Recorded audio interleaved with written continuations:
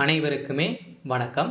சற்று முன் கிடைத்திருக்கக்கூடிய ஒரு மிக மிக முக்கியமான செய்தி ஒன்று வெளியாகியுள்ளது.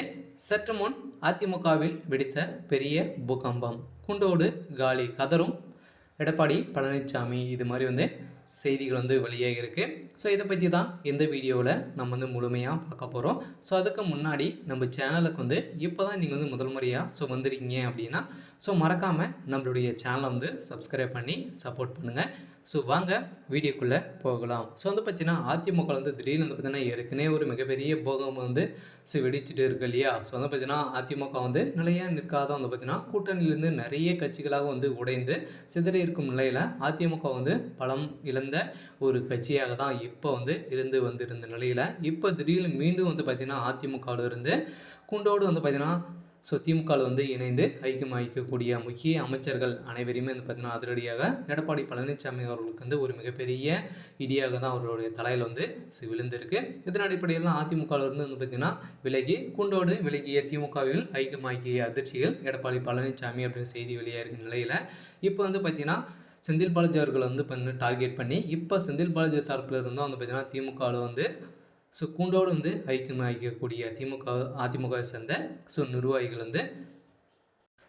இணைந்திருக்காங்க. இதன் அடிப்படையில் தான் எடப்பாடி பழனிசாமி அவர்களுக்கு பார்த்தீங்கன்னா ஒரு மிகப்பெரிய இழப்பாகவும் வருகின்ற சட்டமன்ற தேர்தலுக்குள்ளே பார்த்தீங்கன்னா ஒரு மிகப்பெரிய பலம் வாய்ந்த கட்சியாக உருவாக்கணும் அப்படின்ற ஒரே நோக்கத்தோடு பார்த்தீங்கன்னா செந்தில் பாலாஜி அவர்கள் இப்போ திமுக இணைத்திருக்காரு. இருந்தாலும் செந்தில் பாலாஜி அவர்கள் போடக்கூடிய கணக்கு என்ன அப்படின்னு பார்த்தீங்கன்னா வருகின்ற சட்டமன்ற தேர்தலில் இப்போ பார்த்தீங்கன்னா இன்னும் ஒரு வருட காலங்கள் இருக்கு இல்லையா. வந்துச்சு அப்படின்னா திமுகவிலிருந்து விலகி பார்த்தீங்கன்னா இப்போ அமமுக கட்சியில் இணைந்து ஒரு புதிய கட்சியாக உருவெடுக்கக்கூடிய ஒரு கட்சியாக தான் உருவாகக்கூடிய அளவிற்கு இப்போ செந்தில் பாலாஜி அவர்கள் புதிய திட்டம் போட்டு இருக்கும் நிலையில் தான் இப்போ பார்த்தீங்கன்னா அதிமுகவில் முக்கிய நிர்வாகிகளை அனைவரையுமே இப்போ திமுகவில் ஐக்கியமாக்கி இப்போ திமுகவிலிருந்து பார்த்தீங்கன்னா அவங்கள அனைவருமே ஒரு முக்கிய பொறுப்பில் உட்கார வைத்துட்டு பார்த்தீங்கன்னா திமுகவில் திடீர்னு திமுகவிலிருந்து விலக போகிறதாக செந்தில் பாலாஜி அவர்கள் கொடுத்தாரு அப்படின்னா